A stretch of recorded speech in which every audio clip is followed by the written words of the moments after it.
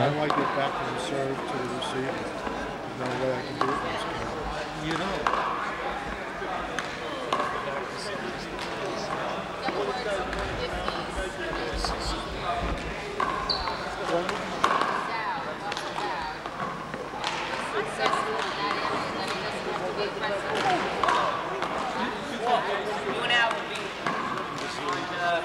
This court as soon as it's open. Yeah. It's about back and forth. Yeah. No, this will be fine. It's because I got the right line, and then the rest of the activity will take place just fine within that limit. You know what I mean?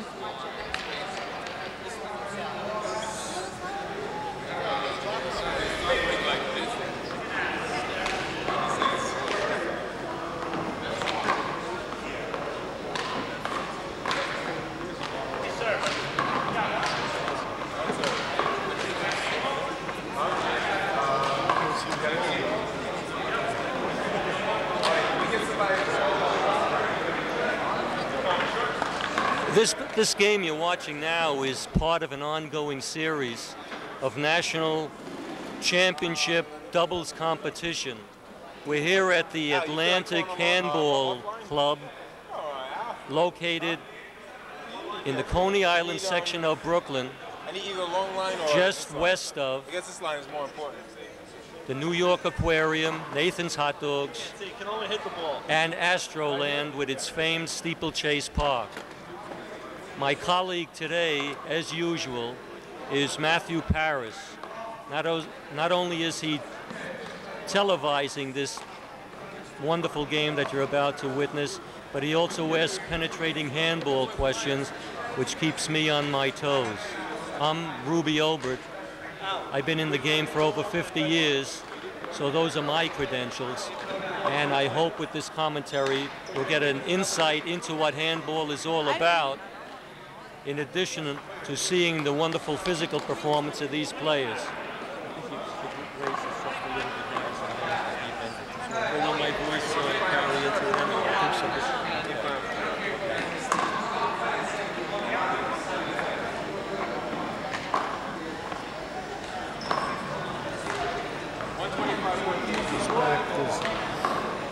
I'm going to get caught again and again in the zone. Forget the zoom, just leave it back. Okay, Joe Durso is one to serve. His partner is Buddy Gantt. Opposing them are H11 and Ed Maisonet, who just made a wonderful shot up the right line. He saw there was nobody there. He took advantage of it. H11 serving. This is really supposed to be the feeling out part of the game, where you get an idea of your own sensitivity to the ball, your own ability to strike the ball where you want to. How would you play Joe and Buddy? How would you attack them? The basic premise on the serve is to put the ball right between them with a small hook serve. That means as the ball hits the ground, it moves from right to left into Durso. You put it between the players, then there's a little moment of confusion. See, both of these players are basically singles players, and they're individuals on the court. They only think in terms of themselves. They have yet to prove that they can work as a team, which doubles is all about. But if you put that ball in the middle, then both of them will try and play the same shot. You can cause a bit of confusion and hopefully get a return that you can put away to your advantage. Let's see if H11 does that. See, he put it up the middle, but he didn't have a little hook on it. But he's aiming for the right spot. That was a bit of a lucky shot by Maisonet there. Sort of trapped in his hand, and he was lucky enough to bring it down to get a point. What can you play without me? Wow. H11's particular skill is, even in a doubles game, he's able to ace the ball. That means he can put the ball low behind his back, just over the short line. And in one contest, he got 7 points off Joe Durso in a doubles game. That was quite extraordinary. Needless to say, in that particular contest, Buddy Gantt was Angel's partner, and they went on to win. You See that low serve? He's getting the groundwork, the feel for that.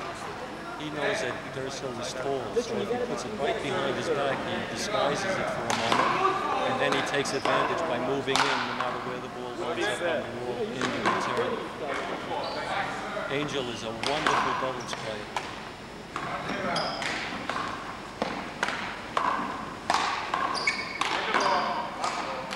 If you were to, on a scale of 1 to 4, try and grade the ability of these players so far as concentration and intensity of play and still control the ball, the #1 spot would be again.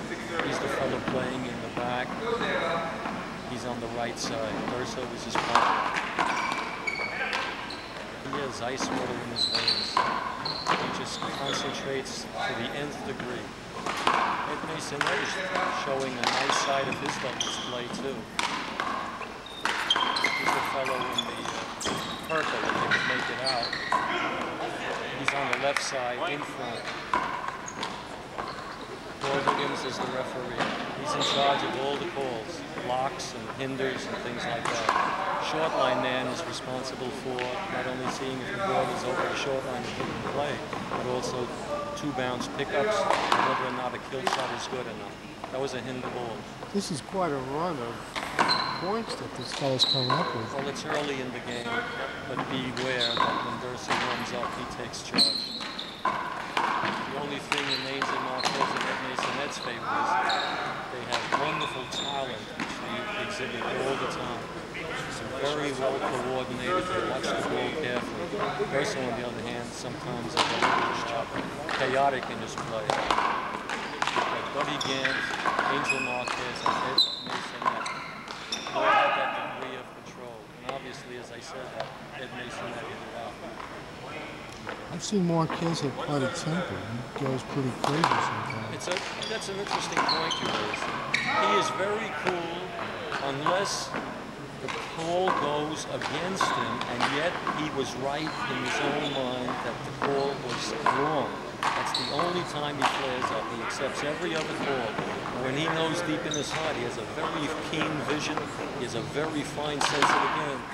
I would say over 90% of the time, his call is right on the button, and that's why it upsets him when a mere mortal referee can't live up to his standards. Other than me, of course, when I'm refereeing, you know, Matthew? Well, I feel pretty good also, unless the call's going against me. Every player did his job until ultimately it came to an opening on the right side, but he can't put it away. Score 3-7. 25-point game. Typically the game. Dead ball across the court. When they announced that Paul was going to referee this game, his comment was that those guys hit the ball too fast for him, so you've got to be careful. Because they may take advantage of that. They may do a number on it. It's all part of the game. It's part of gamemanship. Another ball on the court.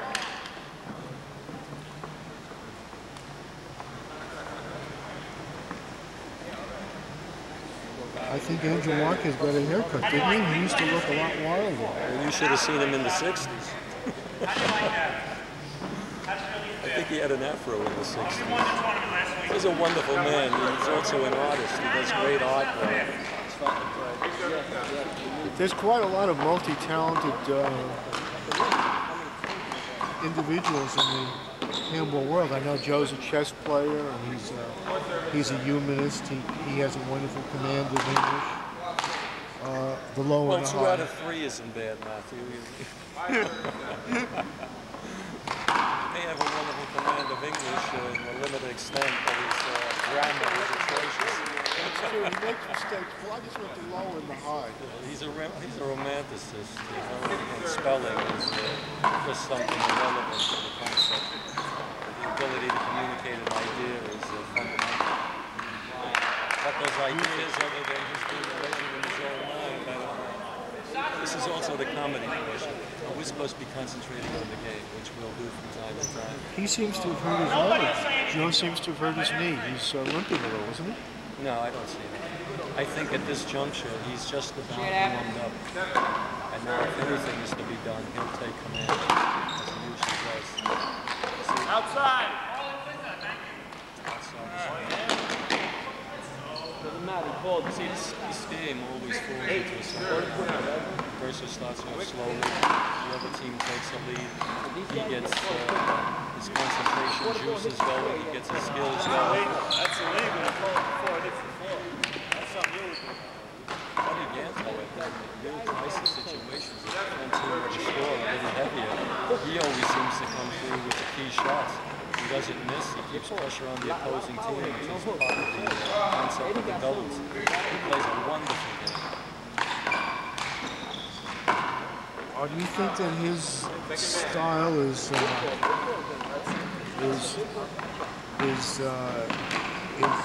slightly weaker because he's playing with a small ball and he's used to the big ball? You're talking about Buddy now. Yeah. No, he's pretty well attuned to the ball. I saw him playing in an exhibition match in the cold weather with this hard ball. He played with his bare hands, and he took a shot from past the long line. I was standing directly behind him, and he drilled the ball without hurting his hand because the leverage in the hand, which is the correct movement to move the ball, he had it right on the button, and the ball must have gone 90 miles an hour with a bare hand on a cold day. That's the type of talent he has. He's a pro in every sense. I've also seen him play paddleball. You would think as a handball player, a big ball player, somewhat a little less to a small ball player, he takes the paddle in his hand, and with either hand, he creamed it like that he was born with a paddle in his hand. He's just a consummate athlete. He is so wonderful. He fell backwards because of a slippery floor. He was on his back, and still he made an attempt to hit the ball. That's the type of player he is. The strategy of the Maisonet-Marquez team seems to try and get it to Buddy's left on the serve. Yeah. What they have to do is, I would freeze Durso out, which would make him hungry and then overreact. Well, he's crossed the court a couple of times to take a ball that was to Buddy's left. That is a mistake. He should stay on his own side even if Buddy misses a few. Buddy will ultimately come back and get the ball in play. Paul Whitten's made the same mistake. What he tried to do was play 2 against 1. Being a big guy, he tied himself out when it came down to the crisis. He didn't have enough. Just didn't have enough. This can happen here too. It happened in the last tournament with Durso. He tried to play the whole court. He did great. At the consequential point near the end, he was exhausted. Couldn't bounce back. Here's Buddy. Excellent right side play. Moves the ball extremely well. But notice how carefully Ed Maisonet is bringing the ball back, trying to keep his mistakes very little. This game is shaping up to be a classic. These guys have so much skill, they can keep that ball in play with remarkable gets. That was a capital thing to say. When he missed a few shots of Durso.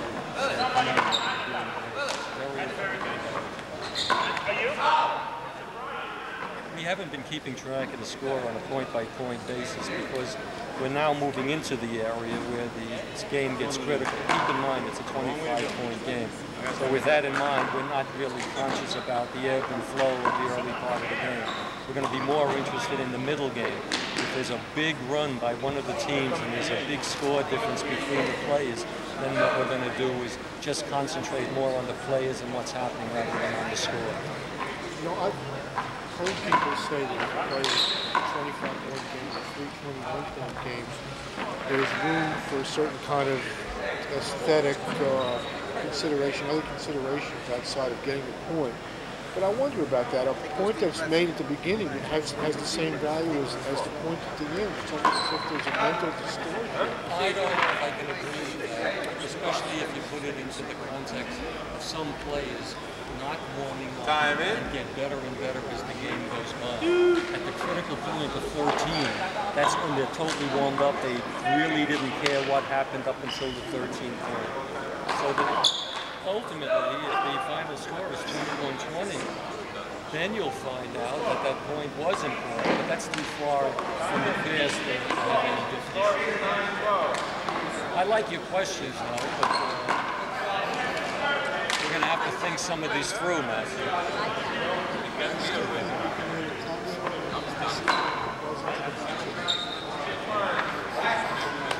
I can punch a ball off the front row, it can certainly go into the gallery. Okay, this is like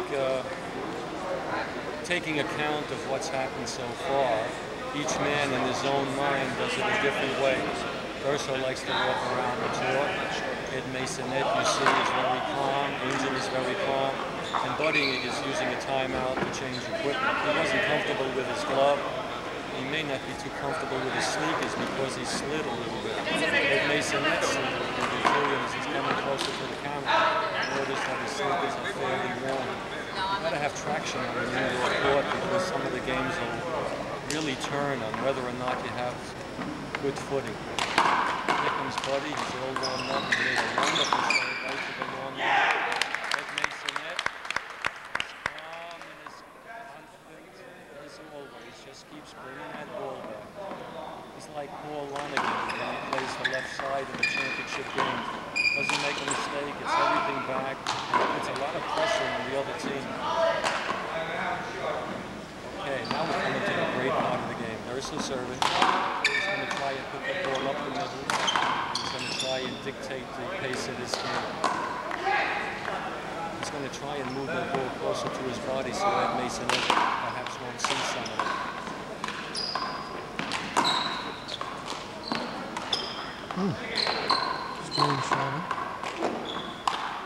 A wonderful shot. That was a return through the legs by Ed Maisonet.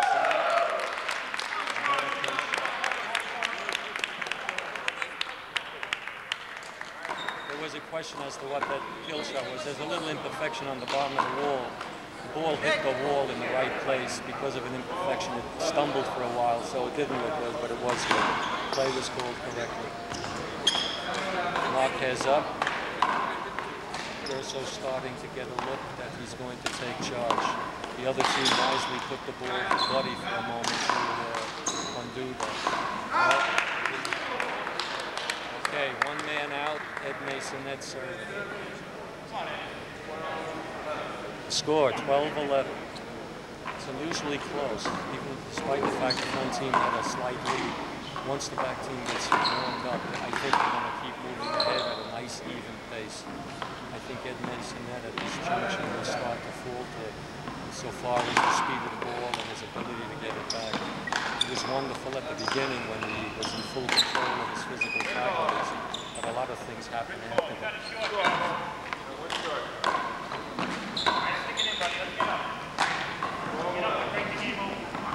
There you go. One fall because the front team forced the Handball. So never lose. You start off with 1 4, 2 forwards, 7 7, and you lose the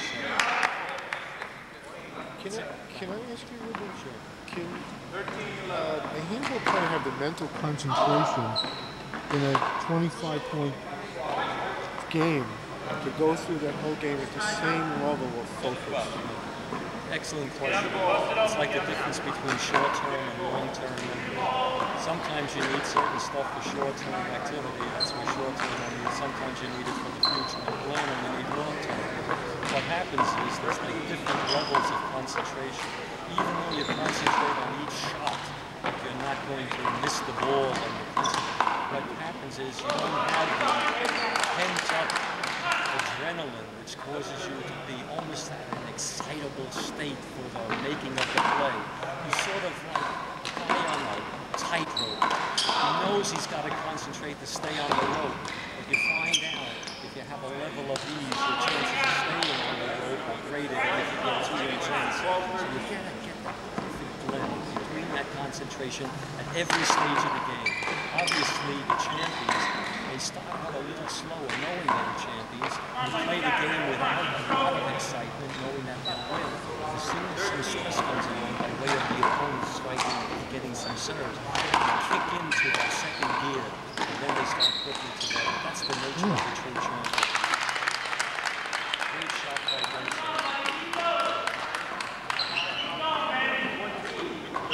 Score 14-13. Buddy is great from the side. Not only gets the ball right over the shoulder, but he also powders into the ball now, enabling Durso to come in and take the lead into the ball.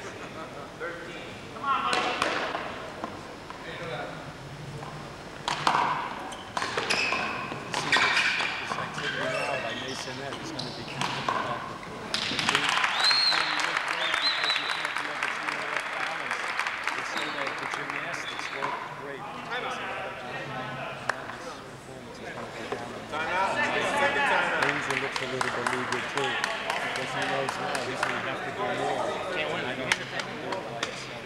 This is a double score. The other team is just warming up. Let's just move over to the other court for a second. On the other court, They're killing us, man. on the other court, there's Howie Kadish-Sylvia. His partner is Fred-Sylvia. You know what I mean? I'm doing something. We have Kendall in the back with his partner Torres-Sheldon. Believe it or not, they've won 2 matches to get into his 3rd match against Fred-Sylvia and Howie Kadish. You'll be able to see everything exactly. I just wanted you to know what's going on. Howie Kadish is a lefty, very talented. He goes for the shot, even if it's on point game, he'll still go for the shot. Fred-Sylvia is very steady player. Kadish-Sylvia always steady.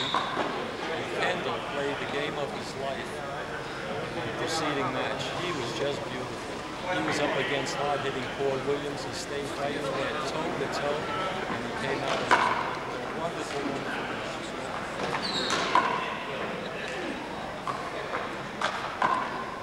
I have a question for you, Matthew. How do you think up these handball questions? You stay up at night while you're practicing your concertos, teaching your son Noah on the computer, all of a sudden the question pops up. Okay, tell me. Well, I'm a player. I'm a mediocre player, but I'm a player. And when I see these other people, I think like them. It's a kinesthetic experience. I put myself in their shoes and I say, what would I do with my brains? And if I because I didn't know half of what's going on. Nobody knows. Have you observed and listened to other people's questions and sort of put it in your own portfolio? Wouldn't that be a good idea for the future? Well, I've spent, I would say the way that I learned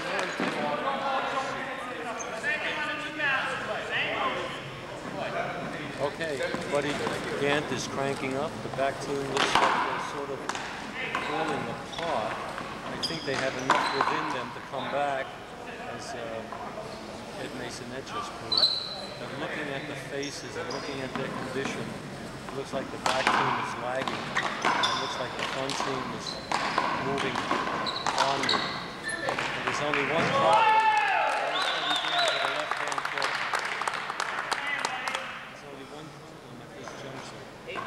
Suspects that his team, his opponents are getting weaker. He goes a little theatrical and makes shots, goes for shots he shouldn't. Look how wonderfully Buddy backed him up. Even though that ball was out on the left side, Buddy ran all the way from the right. The ball passed his partner, so Buddy was there in the event the ball was good. It's a sign of a Class A outside doubles player. Ed Maisonet missed with his left hand again, and the look on his face is one of fatigue. He scored 2015. Over! Very close, but over. You see the pressure, you see the byproduct of fatigue. He did great for 10 points, running, jumping, diving. That takes a lot out of it. If I were Angel, I would move over to the left side. Because he's a very clever player. Okay, Angel is now on the left side to serve. He's going to try, I think, to put a couple aces behind his back. See that? Just put it in the see what I mean? Durso with the lead, he takes a very good percentage shot. He should have driven the ball through the middle. Again, there's no need for that. Isn't that characteristic of him, though? He gets a little advantage. Show business goes to his head, and then he gets it. A bad call should happen here. That can blow the lid off everything. Except, some players, when they get a really cool play, the person has the ability to come back and play even better. That's one of his hallmarks. That's why he's the champ.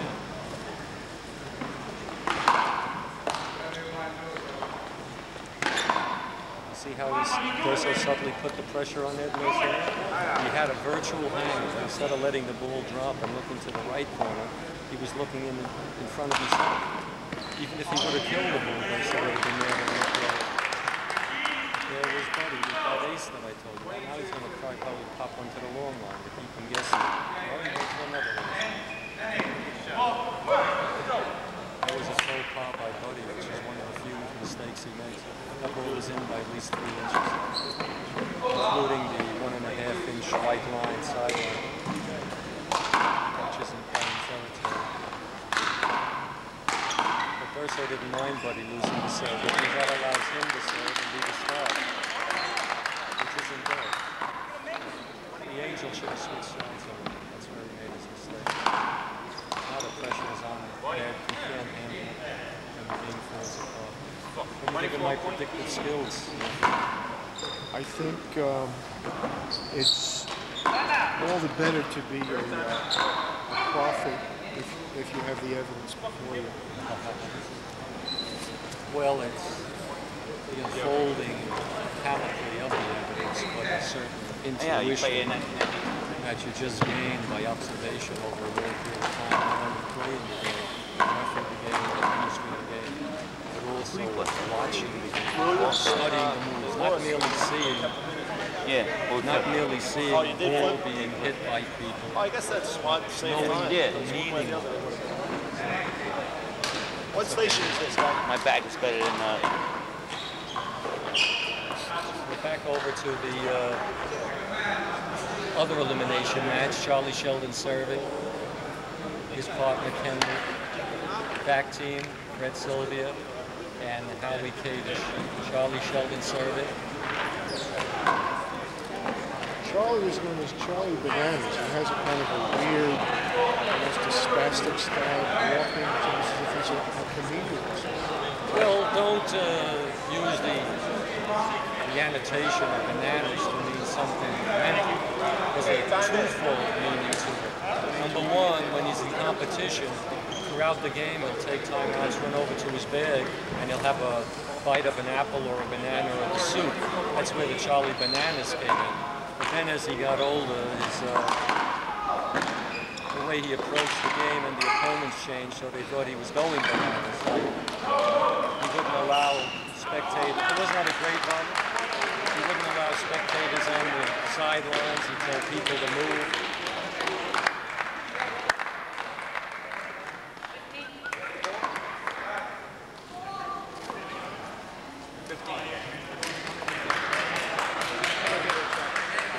Paul, and the final 25-15. It was a wonderful game, even though the score doesn't really tell you what happened. It was a well-played game until the latter half, where I think fatigue was the underlying factor. But we're going to stop right now and take a little break, and then we'll pick up in a little while.